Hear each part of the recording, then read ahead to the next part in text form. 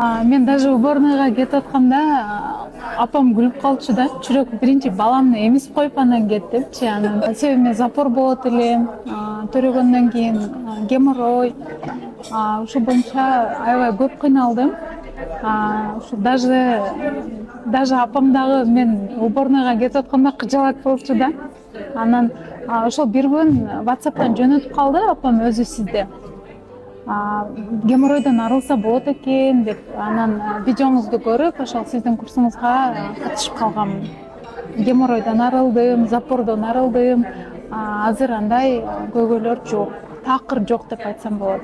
Мурда ошол мени урушпаса деле, качан урушуп ийет, качан кыйкырып ийет деп ушундай. Даже мен бир күн кечки ошол ойлор менен ошол күнүмдү өткөрүп жиберчүмүн да.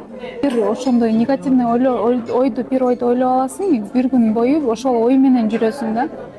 Өзүмдү керексиз сезинчүмүн, маанисиз сезинчүмүн. Келин болуп барган үйдө менин ордум жоктой сезинчүмүн. Азыр болсо жакшы. Атам, апам аябай жакшы адамдар экенин түшүндүм.